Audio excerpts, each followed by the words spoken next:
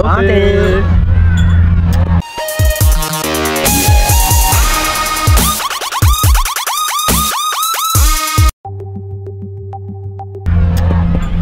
Voilà, revenez toujours avec moi, ma DB.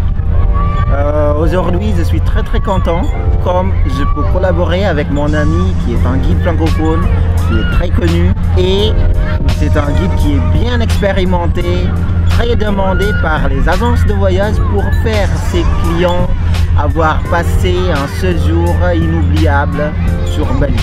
Voilà, je vous présente mon ami Astina. Bonjour Madé, bonjour mes amis, comment ça va? Oui, mais je ne suis pas si expérimenté que ça. Parce que si tu parles expérimenté, ça veut dire que je suis déjà très vieux alors. D'accord. Mais vous entendez bien, hein?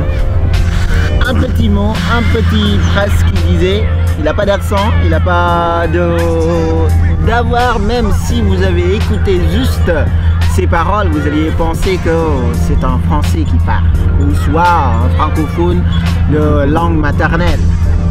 Et bon, je suis loin de ça, je viens de commencer et en ce moment, je suis très content d'avoir parlé et collaboré avec toi. Bon, merci. Au moment que tu commences à faire guide, et ça a été difficile, comme moi aussi je suis un guide, mais le moment d'avoir passé des examens et tout ça. Et en fait, alors moi, avant de devenir guide, j'ai travaillé d'abord aussi dans un hôtel. Alors, c'est ça d'ailleurs aussi qui m'a intéressé d'apprendre le français. Et après avoir appris le français pendant un an, en même temps aussi, j'ai beaucoup appris le français, à écrire surtout aussi en travaillant dans l'hôtel. Et pratiquer après aussi mon français à l'hôtel avec les clients, ce qui m'a beaucoup aidé. Et puis alors, c'était dans l'année 1995. J'ai eu, ça fait longtemps, hein. Ah, ça fait 2 années. J'ai eu aussi mon premier licence de guide à ce moment-là. Par contre, j'ai définitivement travaillé comme guide depuis l'année 1996. Donc un an plus tard. Un an plus tard. C'est ça. Et après, c'est en travaillant qu'on s'améliore petit à petit. C'est ça. Ouais. Mais bien sûr, on doit se préparer parce que parler français simplement, c'est pas suffisant pour nous. Tu sais aussi, quand on est à Bali, on est guide, ça c'est plutôt pour parler aussi de la culture balinaise, ou peut-être la vie quotidienne balinaise, toutes sortes de parties qui sont plus ou moins peut-être des nouvelles choses pour les touristes. On doit aussi faire connaître aux gens après. Et ça me fait comprendre de plus en plus maintenant, parce que j'ai quelques amis aussi qui sont déjà même des Français qui sont déjà vécus des années à Bali, mais qui disaient ah oui, c'est différent entre guide licencié officiel par rapport à un chauffeur qui parle un peu français, soit anglais et tout ça. Qu'est-ce que c'est la différence alors? Ah oui, à mon avis, la différence, d'abord aussi bien sûr, c'est peut-être le début, c'est la préparation. Parce que quand on veut devenir guide officiel qui a des licences, bien sûr, il faut aussi d'abord passer par quelques étapes. On doit d'abord apprendre à faire guide. C'est-à-dire aussi, en général, on doit commencer par devenir un stagiaire dans une agence de voyage. On suit peut-être aussi un guide déjà expérimenté pour faire les expressions, comme ça on peut l'écouter. Et en même temps, on peut pratiquer aussi notre français avec les clients en même temps. Ouais. Voilà, c'est ça. Et puis après, bien sûr, on doit se préparer nous-mêmes. Peut-être aussi nous, en étant balinais, on pratique déjà la religion hindoue, par exemple, parce que l'hindouisme, comme tu sais, oui, c'est la religion dominante à Bali, avec toutes ces coutumes balinaises aussi, bien sûr, qui sont plus ou moins compliquées. Peut-être on est pratiquant, mais on ne comprend pas toujours pourquoi on pratique ça, pourquoi on pratique ci. Et donc, c'est très important après d'apprendre la philosophie. C'est ça. Voilà, donc tout ça c'est après, donc on doit l'apprendre peut-être aussi avec peut-être nos parents, nos amis, ou bien dans les livres. C'est ça. Voilà. C'est-à-dire en étape pour être guide, on a passé quand même plusieurs choses. Donc finalement ça va finir un guide ou soit un chauffeur ou soit même un chauffeur, il faut faire pour un effort pour devenir un guide.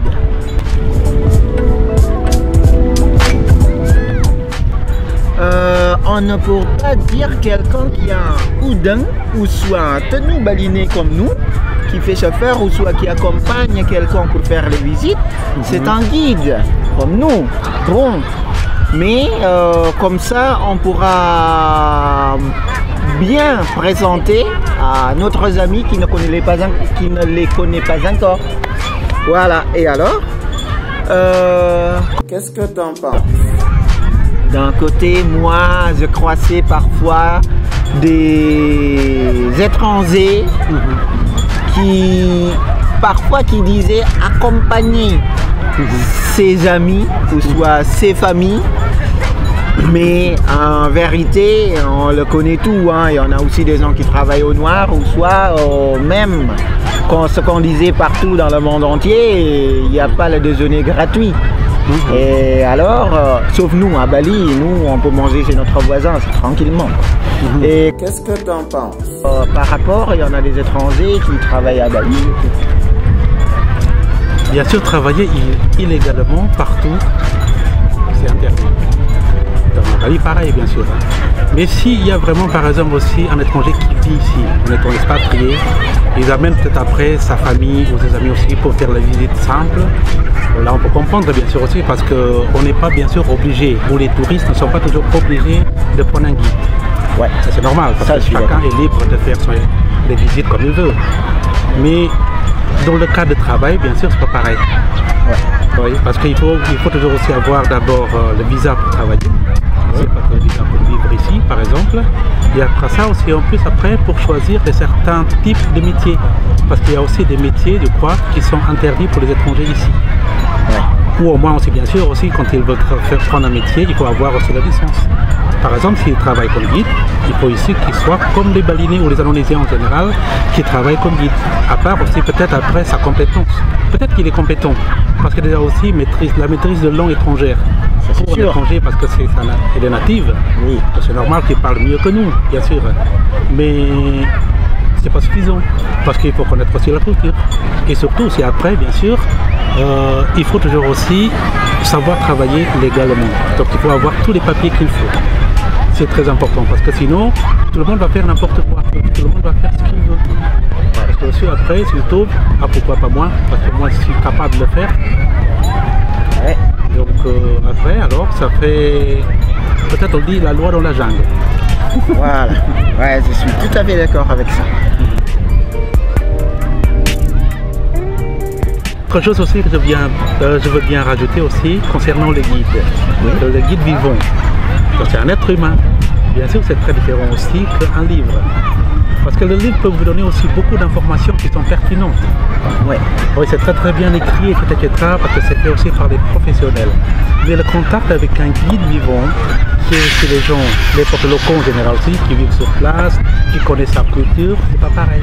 Parce que le guide ne va pas simplement raconter des choses en général, mais il peut vous donner aussi peut-être des petits indices. Ou peut-être il vous montre quelque chose aussi qu'on n'a jamais pensé à mettre dans un livre. C'est-à-dire aussi que parler avec un guide vivant, il y a toujours l'âme. Ouais. Donc il y a, comment on dit là, il y a un intérêt différent aussi que lire simplement un livre. C'est ça. Ouais, j'arrive à deviner, j'arrive à penser, oui. C'est vrai.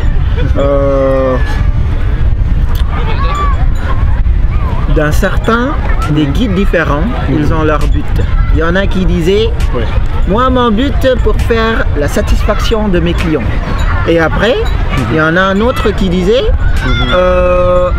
le plus important, quand on fait les gens qui sont en vacances, ils ont oublié les jours et les dates. Parce que, c'est-à-dire, ils ont oublié leur travail. Ils sont 100% en vacances. Donc, c'est vraiment différent par rapport le guide en livre. Parce que guide en livre, ils nous font travailler déjà. Bon. Mais de la base, comme ce que tu as dit, la vie est un choix. Voilà, et après, chacun est libre de choisir ce qu'il veut faire. Voilà, juste respecter la loi qui existe où on est vivre. Voilà. Voilà.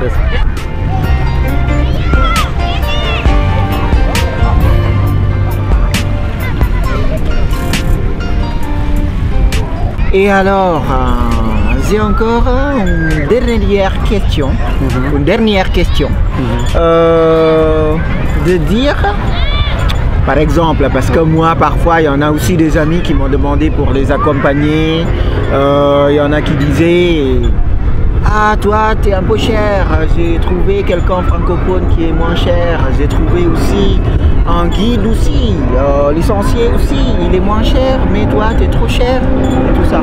Au niveau des prix, au niveau du tarif des guides et tout ça, est-ce que tu as pensé à ça ou...